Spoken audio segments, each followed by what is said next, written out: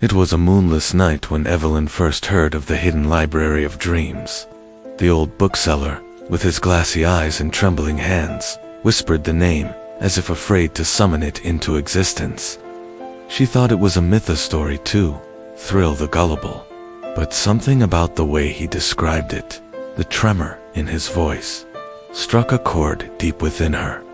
It said to house every dream ever dreamt, he murmured, his voice barely audible above the creak of the shop's wooden floor. But beware, some dreams are best left undisturbed. Evelyn couldn't resist. She had always been a seeker of the strange, a collector of the uncanny. So, armed with a lantern and a journal, she ventured into the forest behind the village, where the bookseller claimed the entrance lay hidden. The forest was unnaturally quiet. No rustling leaves, no chirping crickets. Just the sound of her boots crunching against the fallen twigs and leaves. Her lantern cast flickering shadows that danced like phantoms among the trees. As she pressed deeper, the air grew colder, and the trees seemed to lean closer together, their gnarled branches forming claw-like shapes against the dark sky. Then, she saw an ancient stone archway, overgrown with moss and ivy, seemingly leading nowhere.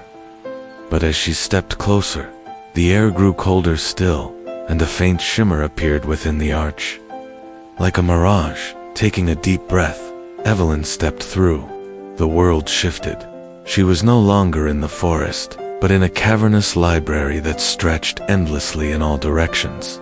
Shelves carved from black obsidian towered above her, each packed with books of every shape and size. Some covers glimmered like starlight, others pulsated like living things. A faint, otherworldly hum filled the air, as though the books themselves whispered secrets in a language long forgotten. At first, Evelyn was awestruck. She wandered the aisles, running her fingers over the spines of books titled A Child's First Nightmare, The Midnight Sky That Devoured, and The Love That Never Was. Each title tugged at her curiosity, but she resisted the urge to open them. The bookseller's warning echoed in her mind as she ventured deeper. She noticed strange details. Some books seemed to shift on their shelves when she wasn't looking. The air grew thicker, the hum louder, like a low, pulsating heartbeat that reverberated through her bones. It wasn't long before she realized she wasn't alone. She first noticed it as a flicker in the corner of her aja, shadow that moved against the light of her lantern. Then came the whispers, soft and indistinct, like the murmur of a crowd just out of earshot. Evelyn's grip on her lantern tightened as she turned a corner and came face to face with a book lying open on a pedestal. Unlike the others, this one seemed to call to her. The cover was plain, black leather, but the pages were blank. Yet they shimmered as though ink swirled just beneath the surface. "Read me," a voice hissed, soft and sibilant. She recoiled, but found herself drawn to the book despite her fear. Against her better judgment, she leaned forward and read the first line that appeared on the page. "You should not have come." The words vanished, replaced by new ones. "Now, you cannot leave." A chill ran down her spine as the whispers grew louder, transforming into a cacophony of voices, each overlapping the other. The shelves seemed to close in, the obsidian darkening until it absorbed the light of her lantern. Evelyn spun around, desperate to find the archway, but the library had shifted. The aisles twisted and turned like a living maze, and every path led her back to the open book. The shadows began to take shape. Figures emerged from the darkness, their forms flickering like static, their faces obscured by a swirling mist. They surrounded her, their heads tilting unnaturally, as if studying her. One stepped forward, extending a hand with elongated fingers that seemed to writhe and drip like ink. "You took the wrong step," it rasped, its voice echoing as though coming from multiple mouths. "Now, you belong here," Evelyn screamed, clutching her journal like a talisman. She flipped it open and scribbled furiously, documenting every detail in a desperate attempt to ground herself. As she wrote, the figures paused, their heads snapping, toward the journal. Their whispers turned to wails, and they recoiled as if the act of writing burned them. Realizing this, Evelyn wrote faster. I must find the archway. The library must let me go. The library seemed to resist. The floor beneath. Her feet shifted, turning into a viscous, black liquid that threatened to pull her under. The shelves groaned as they twisted into grotesque shapes, their edges lined with sharp, tooth-like protrusions. But the journal glowed faintly, its pages resisting the oppressive darkness. Evelyn's words etched themselves into the air, carving a path through the chaos. With every step, she repeated her plea. Let me go. Let me go. Let me go. Finally, she saw it, the faint shimmer of the archway in the distance. The figures howled, their forms distorting as they reached for her, their elongated limbs stretching impossibly far. But she didn't stop.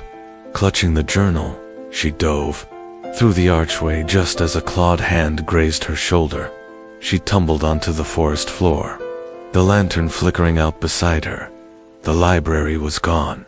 Only the ancient archway remained, now dark and inert.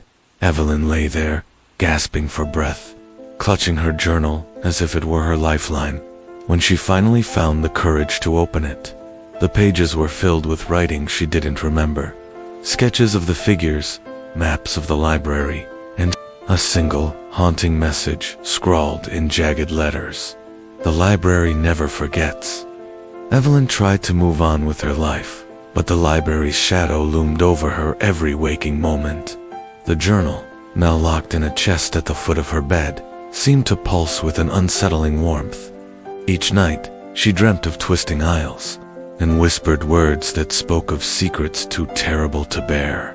One night, as she sat by her window, trying to shake off the clinging remnants of another nightmare, she noticed something strange. Her reflection in the glass wavered, like ink spreading in water. She blinked, and for a brief moment, she saw them, the shadowy figures from the library, staring back at her. The journal called to her, louder than ever. Unable to resist, Evelyn opened the chest.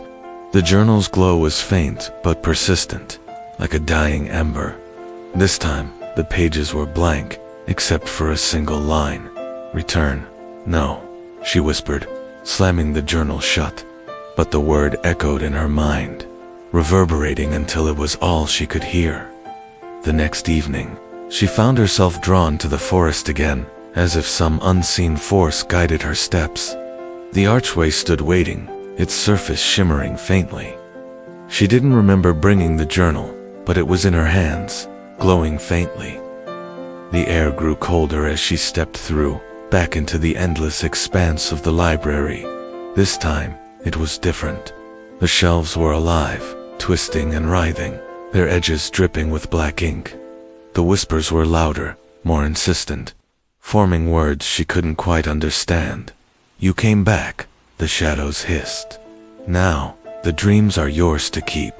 A book floated toward her, its cover a mirror of her own face. She opened it to find her life written out in perfect detail. But as she turned the pages, the words began to shift, describing events that hadn't yet happened. And then she saw it. Her final moment, trapped within the library, her face twisted in terror. Evelyn screamed as the shadows closed in. Thanks for watching, and subscribe my channel.